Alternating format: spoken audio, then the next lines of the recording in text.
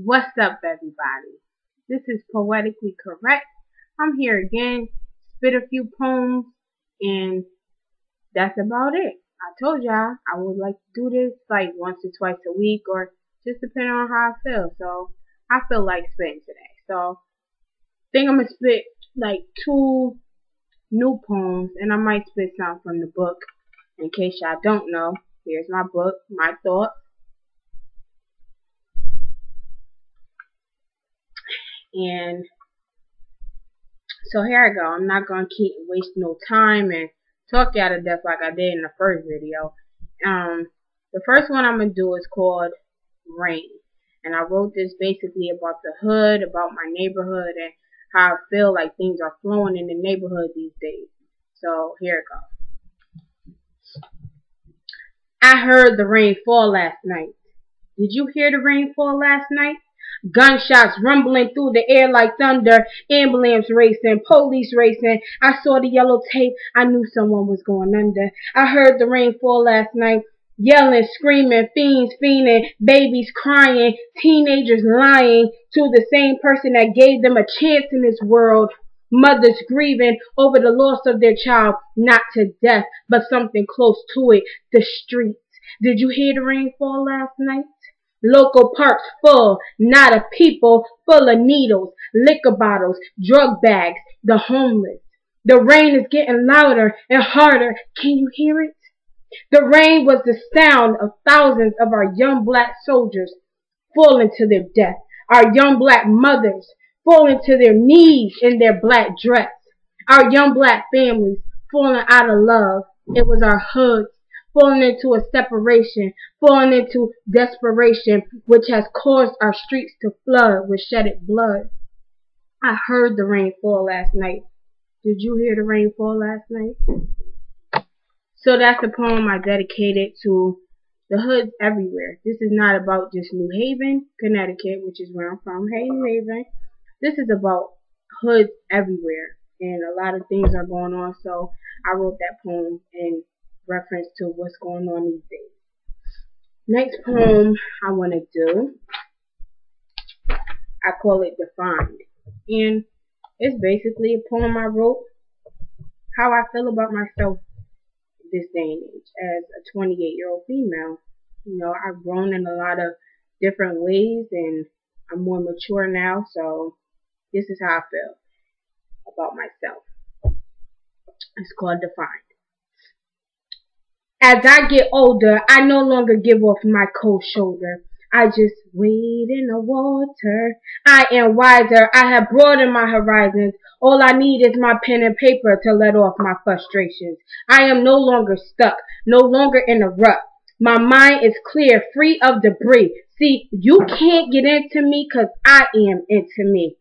When you get to that point where your mind, body, and soul becomes a unity, nobody can tear down that trinity. You must be comfortably engaged with your mental to let only your presence speak your credentials. I'm not cocky, I'm just confident. And it took me a while to get to that element. I've been tore down and I let people get the best of me. But I'm still standing proud with great humility. I have no problem putting my pride aside. It does not kill me when I have to apologize. And my past does not define me. It is my beauty, not the one on the outside, but the one that runs deep, deep into the veins and the depth of my soul. The beauty I'm talking can't be sculpted and restructured like the model in a magazine. This beauty can only be seen by those who can see past my flaws and into the open doors of my eyes. I am not defined. So that was my poem, Defined, and just symbolic to how I feel about who I am today as a female. Maybe, you know what, I'll do one more. And this one I'm gonna do is out the book, My Thoughts. Yeah, I just gotta show y'all one more time. Excuse me.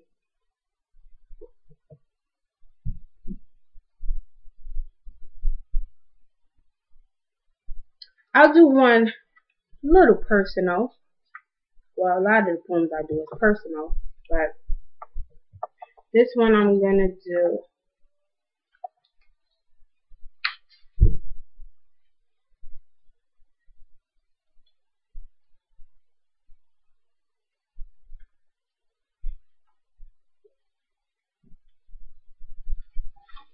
Actually, this one, this one I'm gonna do is personal. There may be a lot of females who can relate to this poem I'm about to do. This is called A Letter to My Unborn. Hey there, little one. It's me, your mother. Well, your killer. I can't for the life of me figure out why or how I could have done this to you. I know. I let my own selfishness get the best of me. Now I'm feeling this heartache every day. I'm living with the coulda, shoulda, woulda. Rightfully so. I think about that day like it was yesterday. I started out by waiting in the room, nervous but anxious, looking around at the other mothers and thinking, damn, it's a lot of killers in here today. I was finally called to the back. Vital signs and other normal procedures were done.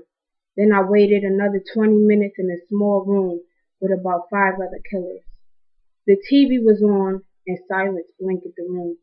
My turn finally came as I just proceeded to engage in a pointless conversation with the other killers. The nervousness set in again. They did the ultrasound to figure out how far along I was. I looked at you, and as they told me you were already 7 weeks, my heart dropped. But even that didn't stop me from never being able to know what you would have been like. So they numbed me, held my hand, and within a blink of an eye, you were no longer my precious seed. I let you leave me without giving you a chance. They say everything happens for a reason. Well, in this case, that statement is completely false. God gave me a blessing and a gift that I had the nerve to turn down. But no matter what, I will always love you. Please forgive me, and we will meet again at the crossroads. Love, your mother. Killer.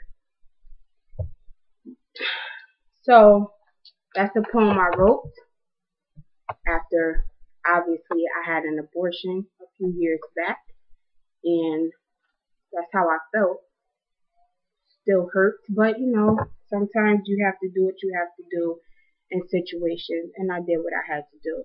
I think a lot of females, a whole lot of females can probably relate to that poem, and I'm not ashamed of it. It's something I did, and hey, nothing else I can say about it.